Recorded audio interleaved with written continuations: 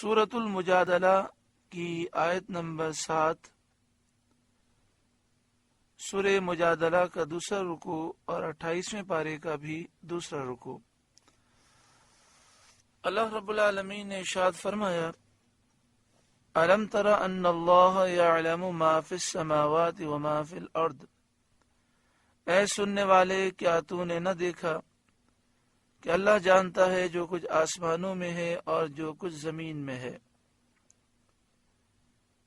اللہ تعالی سے کوئی چیز بھی پوشیدہ نہیں۔ ما یکون من نجوا ثلاثۃ، جہاں کہیں 3 شخصوں کی سرگوشی ہو اور وہ اپنے راز آپس میں گوش در گوش کہیں، چپکے چپکے ایک دوسرے کو اپنے راز بتائیں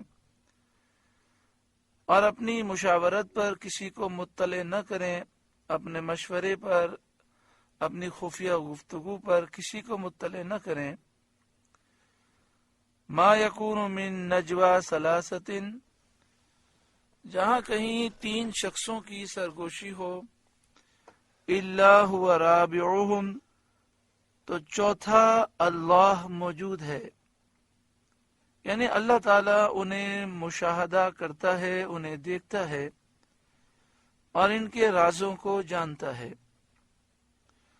ولا خمسۃ، اور 5 کی سرگوشی ہو، 5 افراد مل کر آپس میں چپکے چپکے بات کریں، الا هو سادسهم، تو چھٹا وہ ہے، یعنی اللہ تعالی انہیں دیکھ رہا ہے، ان کے رازوں کو جانتا ہے۔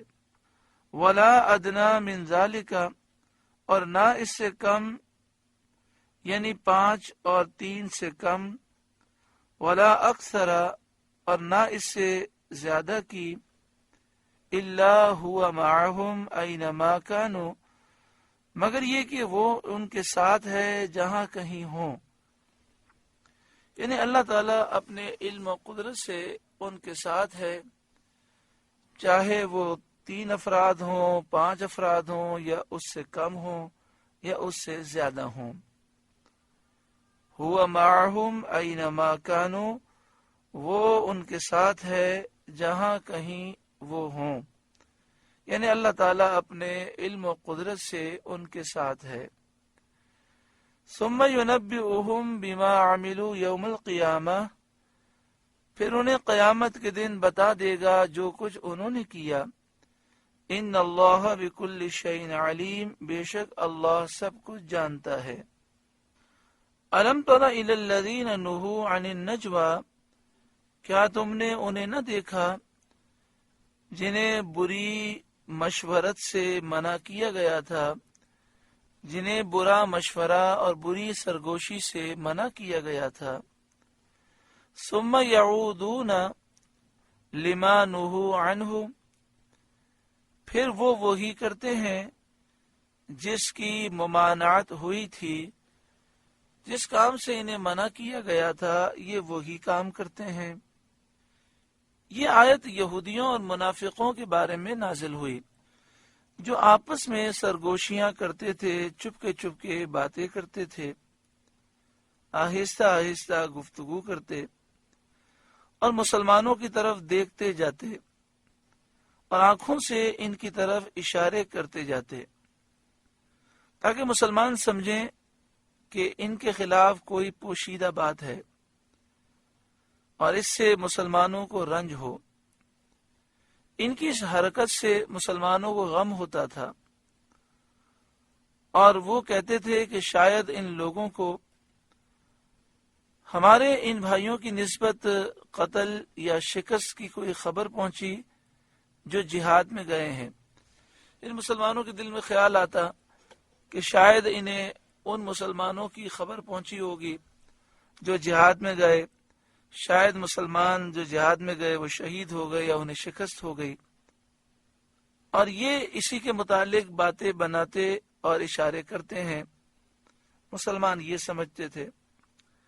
جب یہ حرکات منافقین کی بہت زیادہ ہوئیں اور مسلمانوں نے سید عالم صلی اللہ علیہ وآلہ وسلم کے حضور میں اس کی شکایتیں کی تو سید عالم صلی اللہ علیہ وآلہ وسلم نے سرگوشی کرنے والوں کو منع فرما دیا، لیکن وہ باز نہ آئے اور یہ حرکت کرتے ہی رہے۔ اس پر یہ آیت کریمہ نازل ہوئی، أَلَمْ تَرَ إِلَى الَّذِينَ نُهُوا عَنِ النَّجْوَى، کیا تم نے انہیں نہ دیکھا جنہیں برا مشورہ کرنے سے منع فرمایا گیا تھا؟ ثُمَّ يَعُودُونَ لِمَا نُهُوا عَنْهُ، پھر وہ وہی کرتے ہیں جس سے منع کیا گیا تھا۔ وَيَتَنَاجَوْنَ بِالْإِثْمِ وَالْعُدْوَانِ، اور آپس میں وہ گناہ اور حد سے بڑھنے، وَمَعْصِيَتِ الرَّسُولِ، اور رسول کی نافرمانی کے مشورے کرتے ہیں۔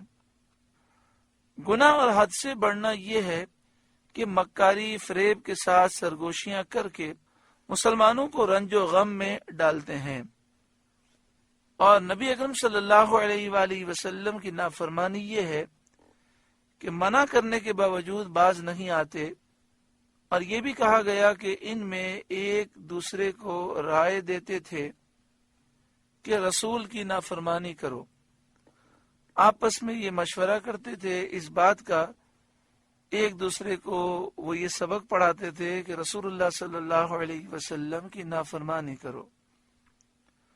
وَإِذَا جَاءُوكَ حَيَّوْكَ بِمَا لَمْ يُحَيِّكَ بِهِ اللَّهُ، اور جب آپ کے حضور حاضر ہوتے ہیں تو ان لفظوں سے آپ کو سلام کرتے ہیں جو لفظ اللہ نے آپ کے اعزاز میں نہ کہے۔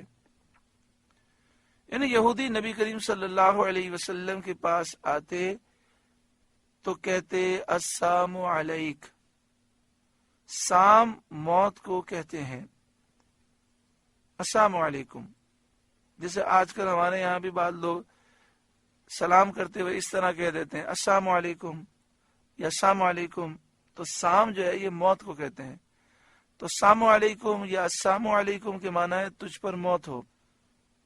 نبی کریم صلی اللہ علیہ وآلہ وسلم ان کے جواب میں علیکم فرما دیتے، جس کے معنی ہے تم پر ہو، تو یہاں ان کے اس انداز کی مذمت کی گئی، اور فرمایا وَيَقُولُونَ فِي أَنفُسِهِمْ لَوْلَا يُعَذِّبُنَ اللَّهُ بِمَا نَقُولُ،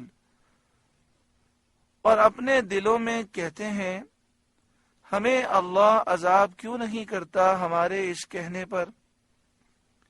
اس سے ان کی مراد یہ تھی کہ اگر نبی کریم صلی اللہ علیہ وآلہ وسلم اللہ کے سچے نبی ہوتے تو ہماری اس گستاخی پر اللہ تعالی ہمیں عذاب کرتا۔ اللہ تعالیٰ فرماتا ہے حسبہم جہنم، انہیں جہنم بس ہے، ان کے عذاب کے لیے جہنم کافی ہے، یصلونہا، اس میں دھسیں گے، فبئس المصیر، تو کیا ہی برا انجام ہے۔ یا ایہا الذین آمنوا، اے ایمان والوں، اذا تناجیتم، جب تم آپس میں مشورہ کرو، فلا تتناجوا بالاسم والعدوان ومعصیت الرسول، تو گناہ اور حد سے بڑھنے اور رسول کی نافرمانی کا مشورہ نہ کرو۔ اور جو طریقہ یہودیوں اور منافقوں کا ہے اس سے پرہیز کرو، یعنی جب بھی آپس میں گفتگو ہو تو گناہ کی گفتگو، حد سے بڑھنے کی گفتگو نہ ہو، آپس میں کوئی منصوبہ بنایا جائے تو گناہ کا منصوبہ، سرکشی کا منصوبہ، رسول اللہ صلی اللہ علیہ وسلم کی نافرمانی، گناہ کا منصوبہ اور پلاننگ نہ کی جائے۔ وَتَنَاجَوْا بِالْبِرِّ وَالتَّقْوَى، اور نیکی اور پرہیزگاری کی مشورت کرو، آپس میں ایک دوسرے سے جب مشورہ کرو تو نیکی اور پرہیزگاری کا مشورہ دو۔ وَاتَّقُوا اللَّهَ الَّذِي إِلَيْهِ تُحْشَرُونَ، اور اللہ سے ڈرو جس کی طرف اٹھائے جاؤ گے۔ إِنَّمَا النَّجْوَى مِنَ الشَّيْطَانِ، وہ مشورہ کرنا تو شیطان ہی کی طرف سے ہے، یعنی جس مشورے میں گناہ، حد سے بڑھنا اور رسول کریم صلی اللہ علیہ وسلم کی نافرمانی ہو وہ شیطان کی طرف سے ہے۔ شیطان اپنے دوستوں کو اس پر ابھارتا ہے۔ لِيَحْزُنَ الَّذِينَ آمَنُوا، اس لیے کہ ایمان والوں کو رنج دے، غم دے۔ وَلَيْسَ بِضَارِّهِمْ شَيْئًا إِلَّا بِإِذْنِ اللَّهِ، اور وہ ان کا کچھ نہیں بگاڑ سکتا اللہ کے حکم کے بغیر۔ وَعَلَى اللَّهِ فَلْيَتَوَكَّلِ الْمُؤْمِنُونَ، اور مسلمانوں کو اللہ ہی پر بھروسہ کرنا چاہیے کہ اللہ پر بھروسہ کرنے والا نقصان میں نہیں رہتا۔ یا ایھا الذین آمنوا، اے ایمان والوں، اذا قیل لکم، جب تم سے کہا جائے، تفسحوا فی المجالس، مجلسوں میں جگہ دو، فافسحوا، تو جگہ دو، یفسح اللہ لکم، اللہ تمہیں جگہ دے گا۔ اس آیت کریمہ کا شان نزول یہ ہے، نبی کریم صلی اللہ علیہ وآلہ وسلم بدر میں حاضر ہونے والے صحابہ کرام کی عزت کرتے تھے۔ ایک روز چند بدری صحابہ ایسے وقت پہنچے جبکہ مجلس شریف بھر چکی تھی۔ انہوں نے حضور صلی اللہ علیہ وآلہ وسلم کے سامنے کھڑے ہو کر سلام عرض کیا۔ حضور صلی اللہ علیہ وآلہ وسلم نے جواب دیا، پھر انہوں نے حاضرین کو سلام کیا، انہوں نے جواب دیا، پھر وہ اس انتظار میں کھڑے رہے کہ ان کے لیے مجلس میں جگہ کی جائے، مگر کسی نے جگہ نہ دی۔ یہ سید عالم صلی اللہ علیہ وآلہ وسلم کو گراں گزرا، تو حضور صلی اللہ علیہ وآلہ وسلم نے اپنے قریب والوں کو اٹھا کر ان کے لیے جگہ کی۔ اٹھنے والوں کو اٹھنا شاک ہوا، اس پر یہ آیت کریمہ نازل ہوئی اور حکم دیا گیا کہ مجلسوں میں جب تم سے کہا جائے کہ جگہ دو تو جگہ دو، اللہ تمہیں جگہ دے گا۔ اس آیت کا حکم عام ہے، جب بھی ہم بیٹھے ہوں کسی مجلس میں، کسی پروگرام میں، اور کوئی اندر داخل ہو بیٹھنا چاہے تو ہمیں چاہیے کہ ہم اس کے لیے جگہ کریں اور تھوڑا تھوڑا کھسک کر مزید قریب قریب ہو جائیں تاکہ آنے والوں کے لیے جگہ ہو۔ یہاں تک کہ فرمایا گیا کہ اگر جگہ موجود کشادہ ہو اور کوئی قریب آ کر بیٹھے تو اس کا دل خوش کرنے کے لیے تھوڑا سا اس کی تعظیم میں کھسک جائیں، تو اس سے اس کا دل خوش ہوگا کہ اس نے میری تعظیم کی اور میرے لیے وہ جگہ کر رہا ہے۔ اللہ تبارک و تعالی جنت میں جگہ عطا فرمائے گا۔ وَإِذَا قِيلَ انشُزُوا، اور جب کہا جائے اٹھ کھڑے ہو، نماز کے لیے کھڑے ہو جاؤ، یا جہاد کے لیے، یا اور کسی نیک کام کے لیے، اور اسی میں داخل ہے تعظیم ذکر رسول صلی اللہ علیہ وسلم کے لیے کھڑا ہونا۔ یعنی جب مجلس میں سب بیٹھے ہوں تو ہم بیٹھے رہیں، اور بیٹھ کر لوگ صلاۃ و سلام پڑھ رہے ہوں تو ہم بیٹھ کے پڑھیں، اور جب ساری مجلس کھڑی ہو جائے تو مجلس کی مخالفت نہیں کرنی چاہیے اور نیک کام میں کھڑے ہو کر صلاۃ و سلام پڑھیں۔ وَإِذَا قِيلَ انشُزُوا، اور جب کہا جائے اٹھ کھڑے ہو، فَانشُزُوا، تو اٹھ کھڑے ہو۔ جو شخص نیک کام میں مجلس کی مخالفت کرتا ہے، یعنی مثلا سب بیٹھ کر اللہ کا ذکر کر رہے ہیں تو وہ مخالفت کرتا ہے، کھڑے ہو جاتا ہے، یا سب کھڑے ہو کر صلاۃ و سلام پڑھ رہے ہیں تو وہ بیٹھا رہتا ہے بغیر کسی شرعی مجبوری کے، تو ایسا شخص غلطی پر ہے اور اس کو اپنی غلطی کی اصلاح کرنی چاہیے۔ یہ مجلس کے آداب کے خلاف ہے۔ یرفع اللہ الذین آمنوا منکم والذین اوتوا العلم درجات، اللہ تمہارے ایمان والوں کے اور ان کے جن کو علم دیا گیا درجے بلند فرمائے گا۔ یہ درجے بلند ہوں گے اللہ اور اس کے رسول صلی اللہ علیہ وسلم کی اطاعت و فرمانبرداری کرنے کی وجہ سے۔ واللہ بما تعملون خبیر، اور اللہ کو تمہارے کاموں کی خبر ہے۔ یا ایھا الذین آمنوا، اے ایمان والوں، اذا ناجیتم الرسول، جب تم رسول سے کوئی بات آہستہ عرض کرنا چاہو، تنہائی میں سرگوشی کرنا چاہو، محبوب کے دربار میں حاضری دینا چاہو، فقدموا بین یدی نجواکم صدقہ، تو اپنی عرض سے پہلے کچھ صدقہ دے لو۔ حضور کے دربار میں حاضر ہو کر عرض کرنے سے پہلے کچھ اللہ کی راہ میں صدقہ دو، کہ اس میں باریابی بارگاہ رسالت پناہ صلی اللہ علیہ وسلم کی تعظیم و فقراء کا نفع ہے۔ یعنی حضور کی بارگاہ میں حاضری کی تعظیم اس میں ہے کہ حاضری سے پہلے صدقہ دیا جائے، خیرات کی جائے، اور اس میں غریبوں کا نفع بھی ہے۔ سید عالم صلی اللہ علیہ وآلہ وسلم کی بارگاہ میں جب مالداروں نے عرض و معروض کا سلسلہ لمبا کیا اور نوبت یہاں تک پہنچ گئی کہ فقراء غرباء کو اپنی عرض پیش کرنے کا موقع کم ملنے لگا، تو عرض پیش کرنے والوں کو عرض پیش کرنے سے پہلے صدقہ دینے کا حکم دیا گیا۔ اس حکم پر حضرت علی مرتضی رضی اللہ تعالیٰ عنہ نے عمل کیا۔ 1 دینار 1 سونے کی اشرفی تقریباً آدھے تولے سونے کے برابر ہے۔ 1 دینار صدقہ کر کے 10 مسائل آپ نے دریافت کیے۔ عرض کیا، یا رسول اللہ صلی اللہ علیہ وسلم، وفا کیا ہے؟ آپ صلی اللہ علیہ وسلم نے فرمایا، توحید اور توحید کی گواہی دینا وفا ہے۔ عرض کیا، فساد کیا ہے؟ آپ صلی اللہ علیہ وسلم نے فرمایا، کفر و شرک فساد ہے۔ عرض کیا، حق کیا ہے؟ آپ صلی اللہ علیہ وسلم نے فرمایا، اسلام اور قرآن اور ولایت جب تجھے ملے۔ عرض کیا، حیلہ کیا ہے، یعنی تدبیر کیا ہے؟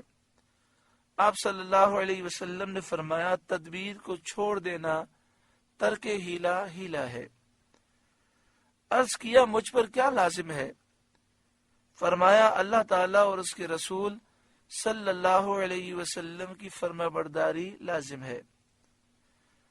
عرض کیا، اللہ تعالیٰ سے کیسے دعا مانگوں؟ فرمایا، صدق و یقین کے ساتھ، یعنی جب دعا مانگو تو اس بات کا یقین ہو کہ میرا رب میری دعا ضرور قبول کرے گا۔ عرض کیا، کیا مانگو؟ فرمایا، عاقبت، یعنی اچھا انجام مانگو۔ عرض کیا، اپنی نجات کے لیے کیا کروں؟ فرمایا، حلال کھا اور سچ بول۔ عرض کیا، سرور کیا ہے، خوشی کیا ہے؟ فرمایا، جنت۔ عرض کیا، راحت آرام کیا ہے؟ فرمایا، اللہ تعالیٰ کا دیدار۔ جب حضرت علی مرتضی رضی اللہ تعالیٰ عنہ ان سوالوں سے فارغ ہو گئے تو یہ حکم منسوخ ہو گیا اور رخصت نازل ہوئی، اور سوائے حضرت علی مرتضی رضی اللہ تعالیٰ عنہ کے اور کسی کو اس پر عمل کرنے کا وقت نہیں ملا۔ اعلیٰ حضرت امام اہل سنت نے فرمایا، یہ اس کی اصل ہے جو مزارات اولیاء پر تصدق کے لیے شیرینی وغیرہ لے جاتے ہیں۔ پہلے تو یہ مسئلہ سمجھ لیں کہ جب یہ آیت کریمہ نازل ہوئی تو یہ واجب ہو گیا کہ نبی اکرم صلی اللہ علیہ وسلم کی بارگاہ میں حاضر ہو کر کچھ عرض کرنے سے پہلے غریبوں میں صدقہ کریں، خیرات کریں، اللہ کی راہ میں مال خرچ کریں۔ لیکن اب یہ واجب تو نہیں، مگر حکم یہ ہے کہ افضل یہ ہے کہ جب بھی نبی اکرم صلی اللہ علیہ وسلم کی بارگاہ میں سلام کے لیے امتی حاضر ہو۔ آج بھی نبی اکرم صلی اللہ علیہ وآلہ وسلم اللہ کی عطا سے زندہ ہیں۔ اللہ تعالیٰ نے کل نفس ذائقۃ الموت کے تحت ایک آن کے لیے آپ کو موت کا مزہ چکھایا اور پھر وہ زندگی عطا فرمائی جو دنیا کی زندگی سے زیادہ طاقتور ہے۔ وہ فرق یہ ہے کہ ہم حضور کو نہیں دیکھ پاتے، حضور ہمیں دیکھتے ہیں، ہماری عرض کو بھی سنتے ہیں، بلکہ ہمارے دل کے خیالات کو بھی جانتے ہیں۔ اسی لیے مدینہ شریف میں جب عشاق پہنچتے ہیں تو سرکار دو عالم صلی اللہ علیہ وسلم کی بارگاہ میں حاضر ہونے سے پہلے خوب اللہ کی راہ میں مال خرچ کرتے ہیں، فقراء پر تصدق کرتے ہیں۔ اسی طرح صاحب مزار کسی بزرگ کی خدمت میں حاضر ہوں تو بھی یہ طریقہ کار لوگوں کا ہے، اللہ کے نیک بندوں کا ہے کہ مزار پر سلام پیش کرنے سے پہلے شیرنی لے کر آتے ہیں اور وہاں فقراء میں تصدق کرتے ہیں، لوگوں میں تقسیم کرتے ہیں، پھر سلام کے لیے حاضر ہوتے ہیں۔ تو یہ آیت کریمہ اس عمل کی اصل ہے۔ یہ بھی بات یاد رکھیں کہ نبی اکرم صلی اللہ علیہ وآلہ وسلم کی بارگاہ میں ایک شخص جو مدینہ شریف میں رہتا ہے وہ بار بار حاضری دیتا ہے، یا عمرے کے لیے گیا ہے، 8 دن 10 دن 15 دن وہاں رکتا ہے، تو دن میں کئی مرتبہ حاضری دیتا ہے۔ افضل یہ کہ ہر دفعہ حاضری سے پہلے وہ صدقہ کرے۔ اس میں نبی اکرم صلی اللہ علیہ وآلہ وسلم کے دربار کا ادب ہے اور ان کی تعظیم ہے۔ اللہ تعالی ہمیں عمل کی توفیق عطا فرمائے۔ ذالک خیر لکم واطہر، یہ تمہارے لیے بہتر اور بہت ستھرا ہے۔ فإن لم تجدوا، پھر اگر تمہیں مقدور نہ ہو، تم مال نہ رکھو کہ صدقہ کر سکو، فإن اللہ غفور رحیم، تو اللہ بخشنے والا مہربان ہے۔ اشفقتم ان تقدموا بین یدی نجواکم صدقات، کیا تم اس سے ڈرے کہ تم اپنی عرض سے پہلے کچھ صدقہ دو؟ یعنی اپنی غریبی اور ناداری کے سبب تم اس بات سے ڈر گئے کہ تم اپنی عرض سے پہلے کچھ صدقہ دو، یعنی تم نے سوچا کہ ہمارے پاس تو کچھ بھی نہیں، ہم کیا پیش کریں۔ فَإِذْ لَمْ تَفْعَلُوا، پھر جب تم نے یہ نہ کیا، وَتَابَ اللَّهُ عَلَيْكُمْ، اور اللہ نے اپنی مہربانی سے، اپنی رحمت سے تم پر رجوع فرمائی اور ترک تقدیم صدقہ کا مواخذہ تم پر سے اٹھا لیا اور تم کو اختیار دے دیا کہ اگر صدقہ دینا چاہتے ہو تو دو، اور اگر بغیر صدقے کی بھی حاضری دے دو تو تم مجرم نہیں ہوگے۔ فَأَقِيمُوا الصَّلَاةَ، تو نماز قائم رکھو، وَآتُوا الزَّكَاةَ، اور زکوٰۃ دو، وَأَطِيعُوا اللَّهَ وَرَسُولَهُ، اور اللہ اور اس کے رسول کے فرمانبردار رہو، وَاللَّهُ خَبِيرٌ بِمَا تَعْمَلُونَ، اور اللہ تمہارے کاموں کو جانتا ہے۔ سورہ مجادلہ کا دوسرا رکوع مکمل ہوا۔ اللہ رب العالمین اس رکوع کے نور سے ہمارے قلوب کو روشن منور فرمائے۔